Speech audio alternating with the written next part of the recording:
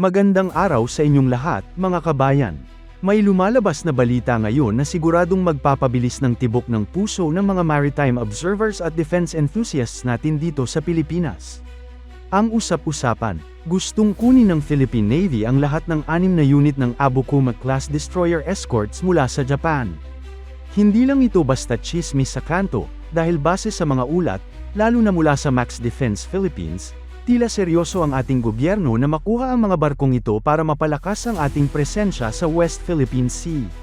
Pero ang tanong ng marami, kaya ba nating i-maintain yan? At bakit kailangang lahat ng 6 ay makuha natin? Pag-usapan natin ang malalim na detalye niyan sa video na ito.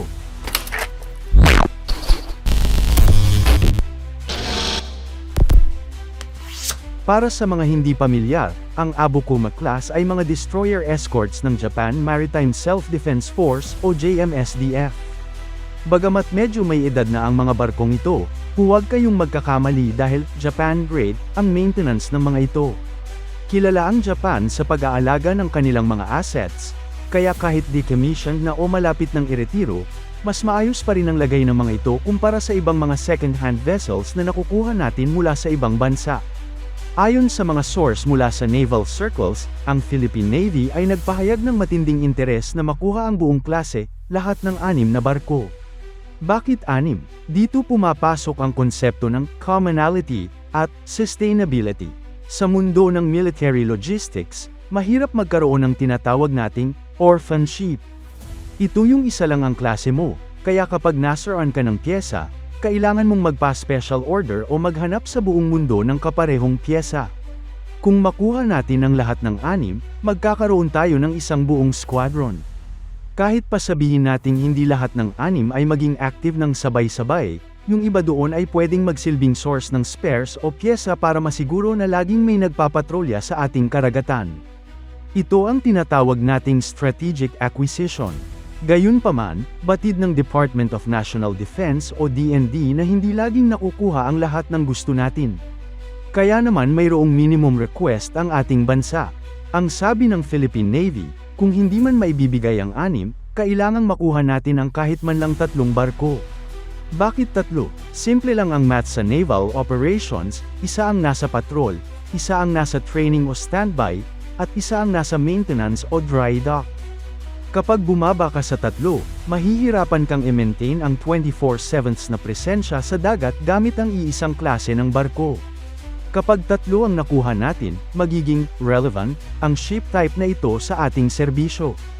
Hindi siya magiging pabigat sa logistics dahil sapat ang bilang nila para bigyang katwiran ang pag-aaral ng ating mga marinero sa sistema ng barkong ito. Pero linawin natin, hindi ibig sabihin na 3 lang ang gusto natin. Ang prioridad pa rin ay ang makuha ang lahat ng 6. Ang 3 ay ang bare minimum, para hindi masayang ang resources natin sa pag-adopt ng bagong technology mula sa Japan. Bakit posibleng hindi mapunta lahat sa atin? Siyempre, nasa kamay pa rin ng Japan ang pinal na desisyon.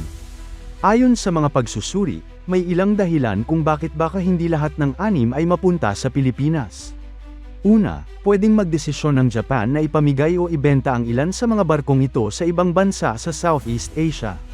Huwag nating kalilimutan na ang Japan ay agresibong bumubuo ng security alliances sa rehiyon. Ang Vietnam, Malaysia, at Indonesia ay posibleng interesado rin sa mga barkong ito para rin sa kanilang maritime security.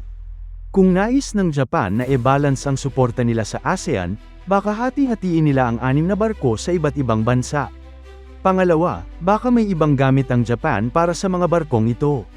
Pwedeng gawing museum ship ang isa bilang pagkilala sa serbisyo nito sa JMSDF, o kaya naman ay gamitin ng Japan ang mga subsystems nito para maging spare parts ng iba pa nilang lumang barko na operational pa. Pangatlo, pwedeng wala lang talagang konkretong rason sa ngayon ang Japan para ibigay ang lahat. Maaaring dumaan pa ito sa mahabang proseso ng diplomatic at defense negotiations. Ang DND natin ay walang kontrol sa internal na desisyon ng gobyerno ng Japan, kaya naghihintay lang din tayo kung ano ang iaalok nila sa atin. Sa kabila ng mga agam-agam na ito, may hatid na magandang balita ang Max Defense Philippines. Base sa kanilang impormasyon mula sa mga naval sources, mataas daw ang tsansa na makuha ng Philippine Navy ang lahat ng 6 na barko. At ang mas matindi pa rito, balitang-balita na ang 6 na ito ay nasa good working order. Kadalasan kasi, kapag tumatanggap tayo ng excess defense articles mula sa ibang bansa, asahan mo na kailangan niya ng major overhaul o refitting na aabuti ng milyon-milyong dolyar.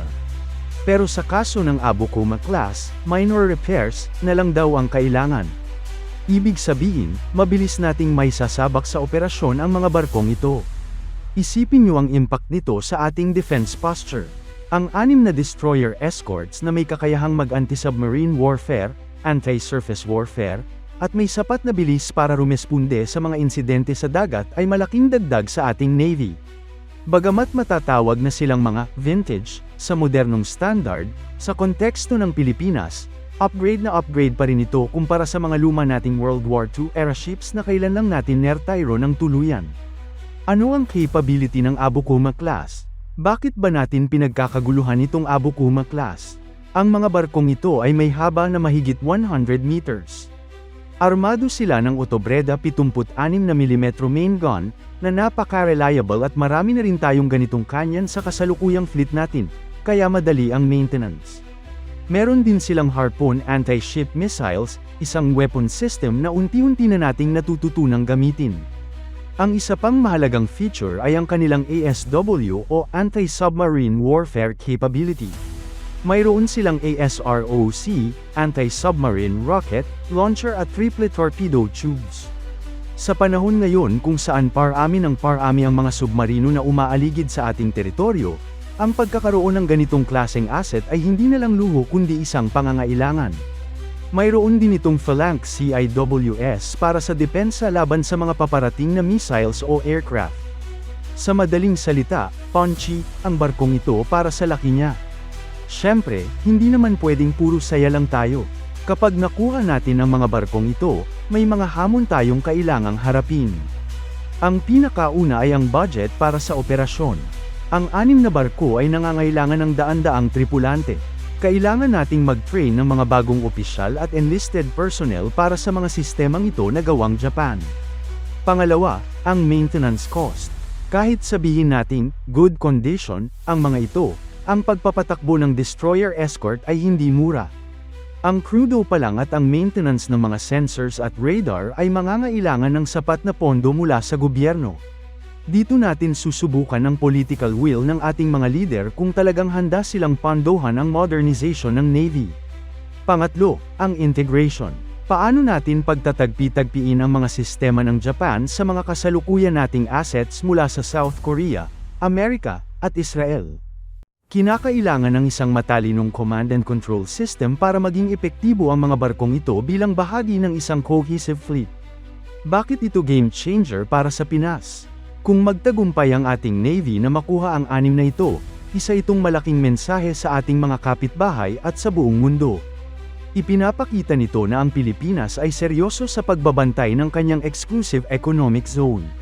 Sa pagkakaroon ng 6 na Abukuma class, kasama pa ang ating 2 Jose Rizal class frigates at ang mga paparating na corvettes mula sa Hyundai Heavy Industries, biglang magkakaroon ng Pilipinas ng isang fleet na may sapat na teeth para mag-deter ng anumang agresyon. Hindi na tayo basta-basta mabubuli dahil lang wala tayong barko.